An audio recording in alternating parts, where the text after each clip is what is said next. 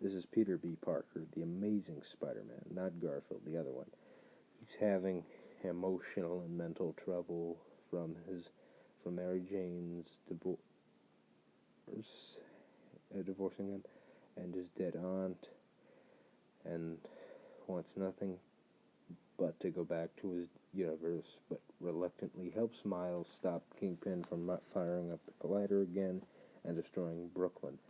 So they bust into Alchemax to steal the data to recreate the drive from Ultimate Spidey that Ultimate Spidey was going to use before Miles accidentally broke it and discovered Miles's invisibility power. And they run into the head scientist, Dr. Olivia Octavius, aka Doc Ock, and they meet up with the Spider-Gwen, and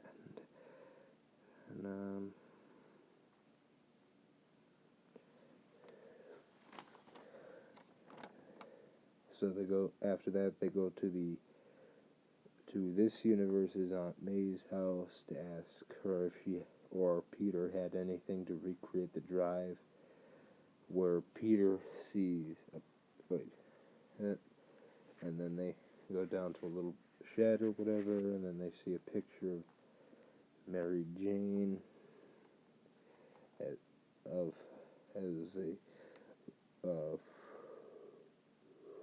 what the hell did I write? Reminder of him and his universe's Mary Jane.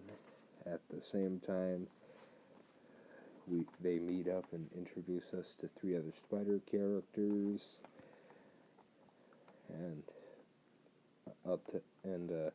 that's Spider-Man Noir, Penny Parker and her Spider, SPDR, Android, Mech, and my favorite are the 3 Spider-Ham, and when they're trying to prepare Miles to fight Kingpin, but end up stressing him out, and he leaves while invisible and goes to his uncle's apartment, where he finds out his uncle is the Prowler. He runs back to where everybody else is, and was tracked down by the Sinister Six, and a fight breaks out over the drive. And then when Miles tries to escape, he gets cornered by his uncle, and the only thing Miles can do is unmask himself to prevent his uncle from killing him. Now, ashamed of all this, he takes off his mask, and pulls down Miles' Halloween mask. But unfortunately, he's shot and killed by the Kingpin after fleeing to an alleyway, and before he dies, he tells Miles, as Miles goes back to his dorm room, and the other spiders gives him the facts of the spider life, and then that is, you can't save everyone.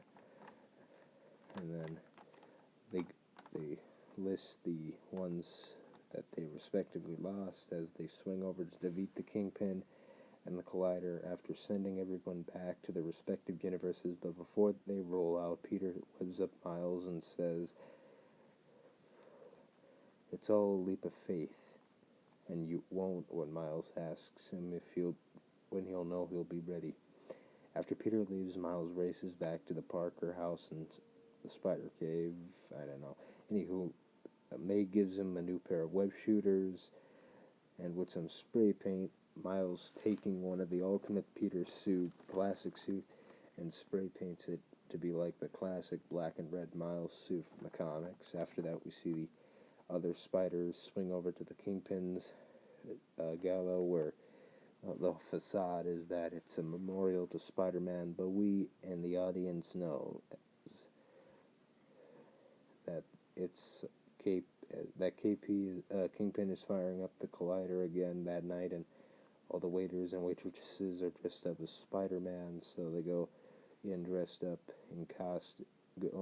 costume, carrying a food cart, and then Peter sees Mary Jane and tries to apologize about the rocky relationship, but something about bread comes up, and Spider-Gwen comes to the case. I think comes to ease the situation.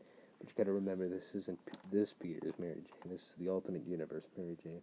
After that, Kingpin scientists insert DNA samples of his wife and kid to find an interdimensional match.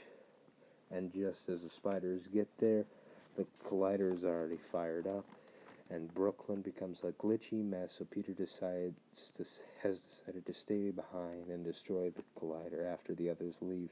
But Kingpin's men get ready to kill them before they do anything else. As round 2 of the Sinister Six begins, then Miles in his new suit comes in last minute to helps everybody take that leap of faith, as Peter said. Now Kingpin has increased the collider's power.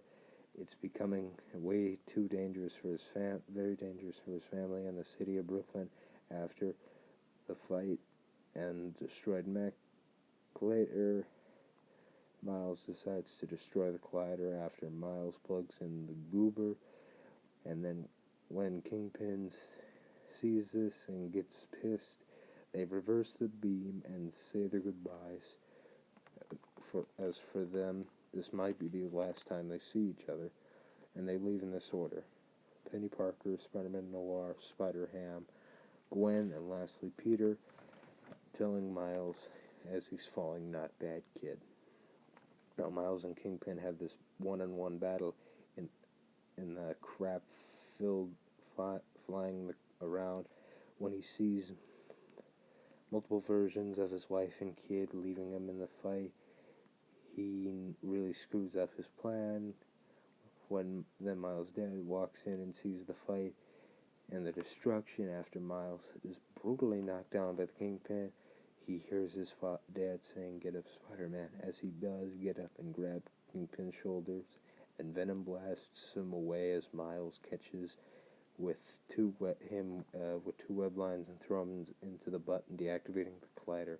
As everything goes back to normal and the collider self-destructs, then Miles surprises his dad with a webbed-up Kingpin, and as he's celebrated as the new hero of Brooklyn, as Miles gives us one refreshing final swing that I will say in his sort of modern lingo, dope, because he's officially earned the title of Spider-Man.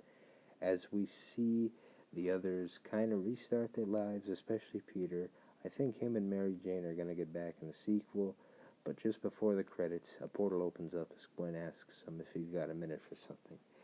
Sequel date perhaps. Post-credits, Spider-Man 99 goes back to Earth 76. It's the old Spider-Man 60s pointing meme. At least J. Jonah Jameson is a movie again. And after Spider-Man 3, Jesus, this might be my longest review yet. See you all next week, my review of Spider-Man Far From Home. This is Robin9309. Wait, no. I give Spider-Man Into the Spider-Verse an A+ for its characters, tone, and Raimi trilogy-style writing. I will see you all next week with my review of Spider-Man Far From Home. This is Robin9309, signing